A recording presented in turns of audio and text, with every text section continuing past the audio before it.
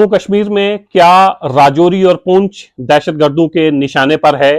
क्या मिलिटेंट्स राजौरी और पुंछ में खौफो हरास का एक माहौल पैदा करना चाह रहे हैं? कल जो हादसा बीजी से पुंछ की तरफ आ रही आर्मी की एक गाड़ी के साथ पेश आया, जिसमें 5 जवान शहीद हो गए, एक शदीद तौर पर जख्मी है, जिसका इलाज चल रहा है।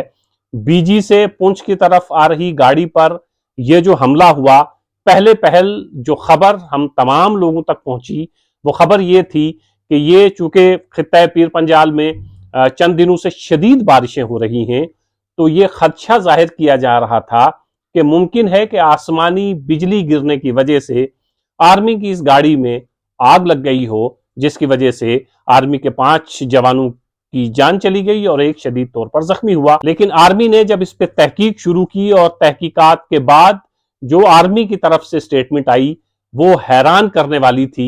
ये आसमानी बिजली का गजब नहीं था, बल्कि एक दहशतगर्दाना हमला था। एक ग्रेनेड के साथ हमला किया गया, ग्रेनेड आर्मी की गाड़ी पे फेंका गया, जिससे आर्मी की गाड़ी में आग लग गई और 5 आर्मी के जवान उसमें जलकर शहीद हो गए, एक शदीद तौर पर जख्मी है। अगर आप इस वाकये से जरा पीछे की तरफ चले जाएं, पिछले 2-2.5 साल में राजौरी और पुंछ में क्या हो रहा है। पिछले 2-2.5 साल में राजौरी और पुंछ में कम से कम 25 से 30 लोगों की जानें जा चुकी हैं, जिसमें राजौरी पुंछ के रहने वाले लोग भी हैं और जिसमें आर्मी के जवान भी हैं। तो क्या मिलिटेंट्स कोई मुनज़्ज़म साजिश कर रहे हैं? क्या मिलिटेंट्स पूरे जम्मू कश्मीर में दहशतगर्दी फैलाने के लिए राजौरी और पुंछ की जमीन को इस्तेमाल किया जा रहा है? पिछले 10-12 साल से राजौरी और पुंछ के लोग बहुत सुकून के साथ जी रहे थे, और जब दहशतगर्दी अपने उरूज पर थी, कश्मीर में दहशतगर्दाना हमले आए दिन होते रहते थे, तब भी राजौरी और पुंछ के रहने वाले लोगों ने मिलिटेंसी को यहां पनपने नहीं दिया और हमेशा इंडियन आर्मी और फोर्सेस के साथ, पुलिस के साथ मिलकर दहशतगर्दों का मुकाबला किया। लेकिन अगर हम पिछले 2-2.5 साल को देखें तो ऐसा लगता है कि मिलिटेंट्स अब राजौरी और पुंछ को अपना बेस बनाकर बाकी जगहों पर दहशत फैलाने की कोशिश में मसरूफ हैं। एक सवाल जो बहुत ज्यादा परेशान करने वाला है, वो सवाल ये है कि मिलिटेंट्स राजौरी और पुंछ में दाखिल होते हैं, कोई हादसा करते हैं और उसके बाद कहीं गायब हो जाते हैं। ना उनके आने की खबर है, ना उनके जाने की खबर है। खबर जो हम तक पहुंचती है वो ये है कि मिलिटेंट्स ने फला जगह हमला किया और इतने लोगों को शहीद कर दिया, इतने लोगों की जानें चली गईं। एक सवाल जो परेशान कर रहा है, मुझे यकीन है कि ये सवाल हमारी फोर्सेस को भी परेशान किए हुए होगा। ये लोग आते हैं और वारदात करने के बाद कहां गायब हो जाते हैं।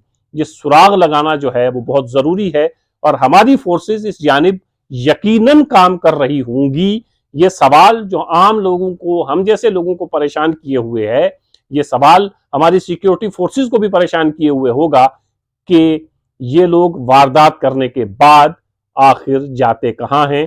पिछले 2-2.5 साल में राजौरी और पुंछ में जो कुछ हुआ है, ये हम तमाम लोगों को परेशान करने वाला है। अगर आप सीक्वेंस में देखें तो कभी ढांगरी हो जाता है, कभी इसी बीजी के इलाके में दहशतगर्द जो है वो इस तरह की वारदात कर देते हैं, कभी राजौरी में इस तरह की चीजें होती हैं।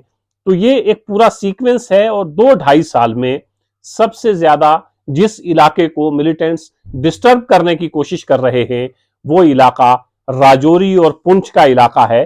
जरूरत इस बात की है कि राजौरी और पुंछ के बाशिंदे सिक्योरिटी फोर्सेस के साथ मिलकर इससे पहले जिस तरह मिलिटेंट्स का मुकाबला करते रहे हैं और उनको उनके मकासद में कामयाब नहीं होने दिया है, आने वाले दिनों में भी राजौरी और पुंछ के लोगों की ये जिम्मेदारी बन जाती है कि वो इंडियन फोर्सेस के साथ मिलकर, सिक्योरिटी फोर्सेस के साथ मिलकर इन दहशतगर्दों का मुकाबला करें।